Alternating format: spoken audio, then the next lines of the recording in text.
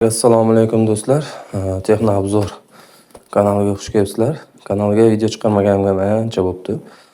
Xo'p, hozir qo'limga mana shu blender kelib tushgan. Vaqtincha olganman o'zim uchun ishlatganim. Shu sababli bir kichik manfaatli video qilib qo'yay dedim. Hozir sizlarga shu blenderda tezda blender olayotganda nimalarga ahamiyat berish kerakligi haqida gapirib o'taman. Demak, blender turlari juda ko'p. Ruchnoy blenderlar bor, statsionar, bunga o'xshagan blenderlar bor, pogrujnoy blenderlar bor, uzunchoq bo'lsa-ne. Xullas, turi ko'p. Har bitta turni o'ziga yarasha turli xil modellari va afzalliklari bor. Hali ular haqida ham alohida video chiqaramiz. Endi odamlarimizda, bizda, O'zbekistonda asosan mana shunaqa statsionar blender ishlatiladi. Hozir blenderni ochib ko'rsataman nimalarga ahamiyat berish kerakligini. Birinchi ahamiyat berishimiz kerak bo'lgan narsa, mana ochib oldim. Bu uni motori, ya'ni qanchalik mощныйлigi bilamiz, 300, 600 ketaveradi bundan yog'iga. Bu prostoyi 600 vattligi. Qancha o'sha motori kuchli bo'lsa, shuncha yaxshi. Qiynalmay, boshqa bo'lmay aylantirib ishlab beradi. Ikkinchisi ahamiyat berishimiz kerak bo'lgan narsa bu uni mana bu skorostlari. Bunda ikkita skorost bor xolos. Qancha skorosti ko'p bo'lsa, shuncha yaxshi bo'ladi. O'zingiz o'sha xohlagan suyuqlikni aralashmani tayyorlashingiz oson bo'ladi. Lekin ko'p hollarda mana bu 5-6 bo'lgani bilan basni aylantirsangiz unaqa katta farq bermaydi tezligida. Shuning uchun olay turganda aldanib qolmaslik kerak. O'sha yaxshilab tekshirib olish kerak.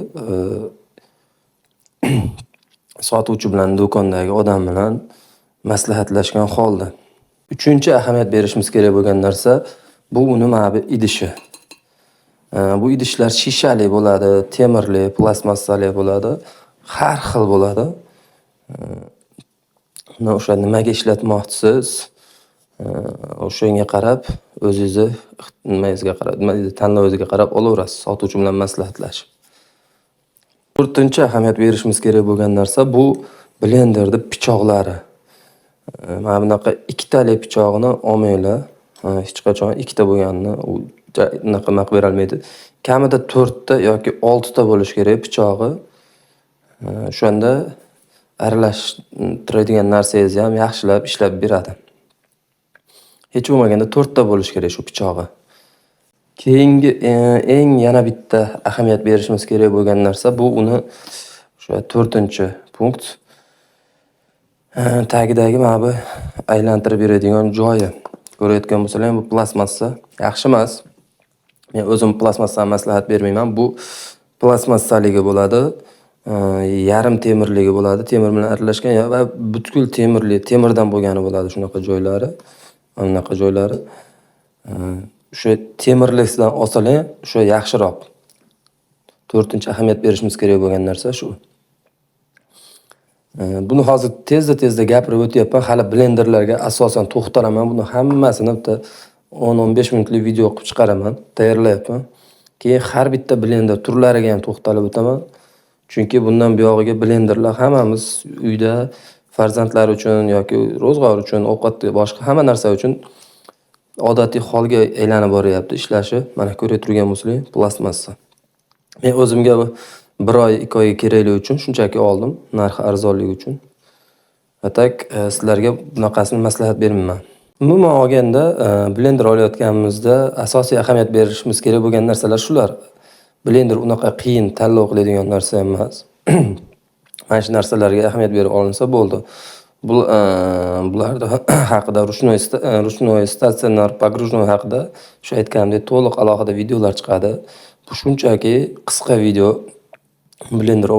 Blender olayotgan bo'lsangiz yo olmoqchi bo'lsangiz, o'sha olayotgan joyingiz sotuvchilar bilan maslahatlashib, shu narsalarga olay turganingizni mana shu men sanab o'tgan narsalariga qarab olsangiz bo'ladi. Bitta narsa yana unutmaslik kerak, o'sha har doim aytganman. Qimmat narsa yaxshi narsa degani emas.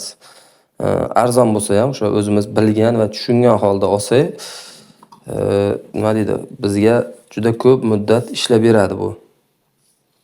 Bu blender ham yaxshi, faqat menga bitta ma'qul kelmagan, shu aytganimdek, mana ichidagi nimasi bu agar jinday noto'g'ri harakat qilsa sinib qoladi va ortiqcha yugur-yugur muammo kelib chiqadi.